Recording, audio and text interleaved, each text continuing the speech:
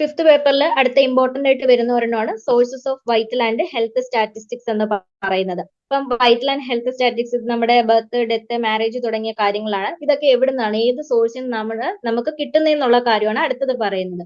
അതിൽ first important ആയിട്ട് നമുക്ക് ഇത് കിട്ടുന്നത് സെൻസസിൽ നിന്നുമാണ്. വൈറ്റൽ സ്റ്റാറ്റിസ്റ്റിക്സിന്റെ ഇമ്പോർട്ടന്റ് ആയിട്ടുള്ള ഒരു സോഴ്സ് ആണ് സെൻസസ് എന്ന് പറയുന്നത്.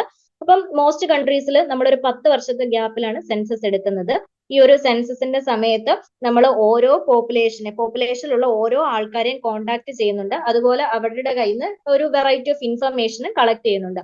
ആ സമയത്ത് കളക്ട് ചെയ്യുന്ന ഇൻഫർമേഷൻസ് എന്ന് പറയുന്നത് age, sex, marital status, birth place, religion, literacy, occupation, ഇങ്ങനെയുള്ള കാര്യങ്ങളാണ് നമ്മൾ കളക്ട് ചെയ്യുന്നത്. അപ്പൊ ഈ കളക്ട് ചെയ്ത കാര്യങ്ങളെല്ലാം കൂടെ ഈ ഡേറ്റാസ് നമ്മൾ കമ്പൈൽ ചെയ്തിട്ട് registrar general census commissioner of ഇന്ത്യയും കൂടെ ചേർന്നിട്ടാണ് എന്ത് ചെയ്യുന്നത്, ഈ ഒരു ഡീറ്റെയിൽസ് നമ്മൾ പബ്ലിഷ് ചെയ്യുന്നത്.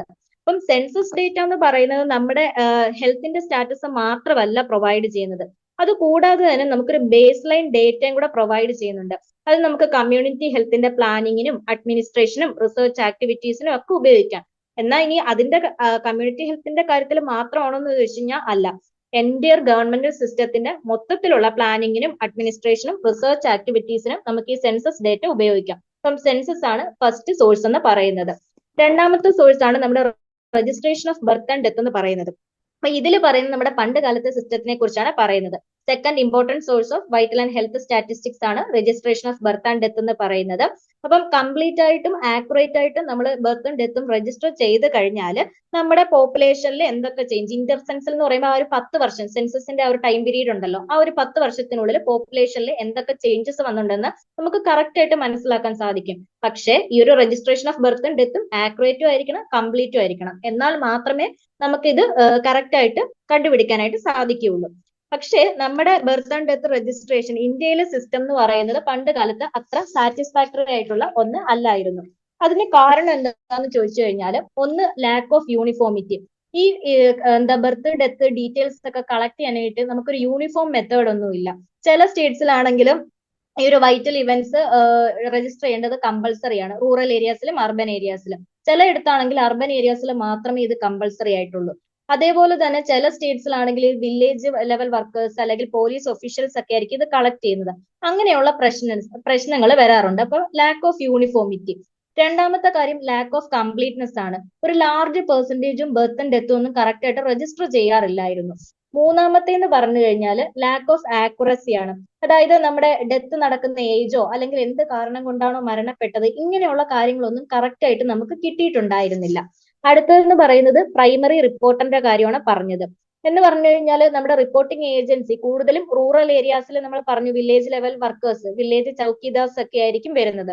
അവർക്ക് കൂടുതലും ഇല്ലിറ്ററേറ്റ് ആയിരിക്കും, കൂടുതൽ ഇതിനെക്കുറിച്ച് കാര്യങ്ങളൊന്നും അറിയത്തില്ല, ഇതിന്റെ ഇമ്പോർട്ടൻസ് എന്താണെന്ന് അറിയില്ല. അപ്പൊ ആ രീതിയിലും പ്രശ്നങ്ങൾ വരാം. അടുത്തെന്ന് പറഞ്ഞ ട്രാൻസ്മിഷൻ ഓഫ് ഡേറ്റ. നമുക്ക് ആക്ച്വലി ഈ ഒരു ഡേറ്റാസ് ട്രാൻസ്മിറ്റ് ചെയ്യേണ്ടത് ഹെൽത്ത് ഡിപ്പാർട്ട്മെന്റ് വഴിയിട്ടാണ്. പക്ഷേ ഇത് റൂറൽ ഏരിയാസിലൊക്കെ ഇങ്ങനെ വില്ലേജ് ലെവൽ വർക്കേഴ്സും പോലീസ് ഒഫീഷ്യൽസും ഒക്കെ കളക്ട് ചെയ്യുന്നത് കൊണ്ട് തന്നെ ഈ ഡേറ്റാസ് കൂടുതലും റവന്യൂ ഡിപ്പാർട്ട്മെന്റും പോലീസ് ഒഫീഷ്യൽസും വഴിയിട്ടാണ് ട്രാൻസ്മിറ്റ് ചെയ്യുന്നത്. അതും ഒരു പ്രശ്നമാണ്. അടുത്തെന്ന് പറയുന്നത് ഇഗ്നോറൻസ് ഓഫ് പീപ്പിൾ. ആൾക്കാർക്ക് ഇതിന്റെ ഇമ്പോർട്ടൻസ് അറിയാത്തത് കൊണ്ട് തന്നെ അവർ മാക്സിമം ഇത് ഇഗ്നോർ ചെയ്യുന്നുണ്ട്. കൂടുതൽ ബർത്തും ഡെത്തും ഒന്നും രജിസ്റ്റർ ചെയ്യാറില്ല. ഇനി അടുത്തെന്ന് പറയുന്നത് central birth and death registration act 1969. നമ്മുടെ നിലവിൽ ഇപ്പൊ പറഞ്ഞിരിക്കുന്ന പ്രശ്നങ്ങളെല്ലാം പരിഹരിക്കാൻ വേണ്ടി നിലവിൽ വന്നതാണ് നമ്മുടെ central birth and death registration act എന്ന് പറയുന്നത്. അപ്പം നമ്മുടെ എക്സിസ്റ്റിംഗ് സിസ്റ്റത്തിൽ നിലനിൽക്കുന്ന ഡിഫക്റ്റ് എല്ലാം മനസ്സിലാക്കിയിട്ട് നമ്മുടെ ഗവൺമെന്റ് ഓഫ് ഇന്ത്യ കൊണ്ടുവന്നിട്ടുള്ളതായിരുന്നു central birth and death registration act. ഇത് നിലവിൽ വന്നത് 1970 ഏപ്രിൽ 1 നിലവിൽ വന്നിട്ടുണ്ടായിരുന്നത്. അപ്പം ഈ ആക്ട് അനുസരിച്ചാണെങ്കിൽ നമ്മുടെ ബർത്തും ഡെത്തും ത്രൂ ഔട്ട് ഇന്ത്യയിൽ ഇതിന്റെ രജിസ്ട്രേഷൻ കമ്പൾസറി ആക്കി മാറ്റിയിട്ടുണ്ടായിരുന്നു. ബർത്തും ഡെത്തും രജിസ്റ്റർ ചെയ്യാനുള്ള ഒരു ടൈം ലിമിറ്റ് കൊണ്ടുവന്നു. 21 ഡേയ്സിനുള്ളിൽ ഇത് രജിസ്റ്റർ ചെയ്യണമെന്ന് നിർബന്ധമാക്കി. അപ്പം നമ്മുടെ ഒന്നുകിൽ പേരൻസോ അല്ലെങ്കിൽ റിലേറ്റീവ്സോ അതല്ലാന്നുണ്ടെങ്കിൽ institutions, hospitals, nursing homes, hotels, jails, dharmashalas, എവിടെയാണോ ഈ ഒരു ബർത്ത് അല്ലെങ്കിൽ ഡെത്ത് നടക്കുന്നത് അവര് നമ്മുടെ ഈ ഒരു ബർത്ത് ഡെത്ത് പ്രോപ്പർ ആയിട്ട് കൺസേണിംഗ് രജിസ്ട്രാറിനെ അറിയിച്ച് രജിസ്റ്റർ ചെയ്തിരിക്കണം എന്നുള്ളതാണ് ഈ ഒരു ആക്ടിന്റെ അണ്ടറിൽ വരുന്നത്. ഇനി അടുത്തത് നാലാമത്തെ സോഴ്സ് എന്ന് പറയുന്നത് നോട്ടിഫിക്കേഷൻ ഓഫ് ഡിസീസസ് ആണ്. അപ്പൊ അതെന്ന് പറഞ്ഞു കഴിഞ്ഞാൽ നമ്മുടെ കമ്മ്യൂണിറ്റിയിൽ ഡേ ടു ഡേ എത്ര നമ്പർ ഓഫ് കേസസ് ഒരു ഡിസീസിന് വന്നിട്ടുണ്ട് എന്ന് മനസ്സിലാക്കാൻ ഈ ഒരു നോട്ടിഫിക്കേഷൻ മാത്രം മതി. നമ്മുടെ കമ്മ്യൂണിക്കബിൾ ഡിസീസിന്റെ കൺട്രോളിലെ ഏറ്റവും ഫസ്റ്റ് സ്റ്റെപ്പാണ് ഈ ഒരു നോട്ടിഫിക്കേഷൻ ഓഫ് ഡിസീസ് എന്ന് പറയുന്നത്. ഇപ്പം കോളറ, പ്ലേഗ് തുടങ്ങിയതൊക്കെ ഇന്റർനാഷണലി നോട്ടിഫയബിൾ ആയിട്ടുള്ള ഡിസീസസ് ആണ്. പിന്നെ നമ്മുടെ രാജ്യത്ത് ഇന്റർനാഷണൽ ഹെൽത്ത് റെഗുലേഷന്റെ അണ്ടറിലാണ് ഇതെല്ലാം നോട്ടിഫൈ ചെയ്യുന്നത്.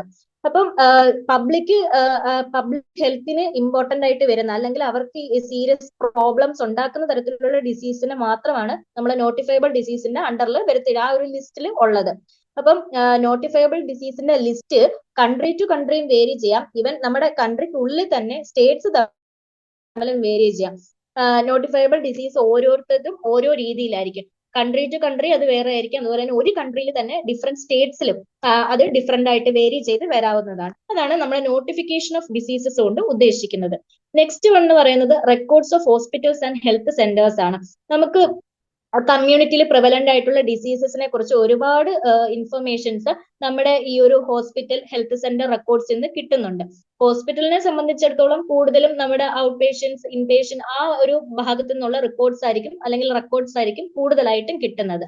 അതേസമയം ഹെൽത്ത് സെന്ററിലാണെങ്കിൽ നമ്മൾ ഒരുപാട് വൈഡ് വെറൈറ്റി ഓഫ് ആക്ടിവിറ്റീസ് അവിടെ നടക്കുന്നുണ്ട്. അതുമായിട്ട് റിലേറ്റ് ചെയ്തിട്ടുള്ള എല്ലാ റെക്കോർഡ്സും നമുക്ക് കിട്ടും. ഇപ്പം എക്സാമ്പിൾ പറയുകയാണെങ്കിൽ mother and child health, family planning, school health, എൻവയോൺമെന്റൽ സാനിറ്റേഷൻ, നമ്മുടെ കമ്മ്യൂണിക്കബിൾ ഡിസീസിന്റെ കൺട്രോൾ, ഇങ്ങനെയുള്ള എല്ലാ കാര്യത്തിനെയും കുറിച്ചുള്ള വിവരങ്ങൾ നമുക്ക് ഈ ഹെൽത്ത് സെന്റേഴ്സ് വഴിയിട്ടൊക്കെ അല്ലെങ്കിൽ ഹോസ്പിറ്റൽ റെക്കോർഡ്സ് വഴിയിട്ട് കിട്ടുന്നുണ്ട്. അതും ഇമ്പോർട്ടന്റ് ആയിട്ടുള്ള ഒരു സോഴ്സ് ആണ്. ആറാമത്തെ സോഴ്സ് എന്ന് പറയുന്നത് ഹെൽത്ത് സർവേസ് ആണ്. അപ്പം ഈ ഹെൽത്ത് സർവേസ് എന്ന് പറയുമ്പോൾ നമുക്കൊരു കോംപ്രിഹെൻസീവ് ഡേറ്റ ഇവർ പ്രൊവൈഡ് ചെയ്യുന്നുണ്ട്. ഹെൽത്തിനെ കുറിച്ച്, നമ്മുടെ പോപ്പുലേഷന്റെ സിക്നസ് സ്റ്റാറ്റസിനെ കുറിച്ചും ഒക്കെ ഒരു ഡേറ്റ നമ്മുടെ ഹെൽത്ത് സർവേസ് പ്രൊവൈഡ് ചെയ്യുന്നുണ്ട്. ഇത് തന്നെ നമുക്ക് രണ്ട് രീതിയിൽ ചെയ്യാം. ജനറൽ ഹെൽത്ത് സർവേസും ഉണ്ട്, സ്പെഷ്യൽ ഹെൽത്ത് സർവേസും ഉണ്ട്. ജനറൽ എന്ന് പറയുമ്പോൾ മൊത്തത്തിൽ നമ്മുടെ ഹെൽത്തിനെ കുറിച്ചുള്ള ഒരു സർവേ നടത്തുകയാണ് ജനറൽ ഹെൽത്ത് സർവേ. സ്പെഷ്യൽ എന്ന് പറഞ്ഞു കഴിഞ്ഞാൽ നമ്മളൊരു സെലക്ടഡ് ഏതെങ്കിലും ഒരു പ്രോബ്ലം സെലക്ട് ചെയ്തിട്ട് അതിനെക്കുറിച്ച് ഇൻവെസ്റ്റിഗേഷൻ നടത്തുകയാണ്. എക്സാമ്പിൾ ആയിട്ട് പറഞ്ഞാൽ nutritional surveys, diet surveys, tuberculosis survey, അങ്ങനെ സ്പെസിഫിക്കലി നമ്മൾ ഒരെണ്ണം സെലക്ട് ചെയ്തിട്ടാണ് അത് ചെയ്യുന്നത്. പിന്നെ പറയുന്നത് ഹെൽത്ത് സർവീസ് നമ്മൾ യൂഷ്വലി ഒരു ടോട്ടൽ പോപ്പുലേഷന്റെ റെപ്രസെന്റേറ്റീവ് സാമ്പിളിൽ മാത്രമാണ് ചെയ്യുന്നത്. അല്ലാതെ ടോട്ടൽ പോപ്പുലേഷനെ മൊത്തത്തിൽ എടുക്കുന്നത് അത്ര നമുക്ക് നടക്കുന്ന കാര്യമല്ല, എല്ലാവരെയും കണക്ട് ചെയ്യാന്നുള്ളത്. അപ്പൊ അതിൽ നിന്ന് ഒരു സാമ്പിളിനെ നമ്മൾ സെലക്ട് ചെയ്തിട്ട് അവരിലാണ് നമ്മൾ ഹെൽത്ത് സർവേ നടത്തുന്നത്.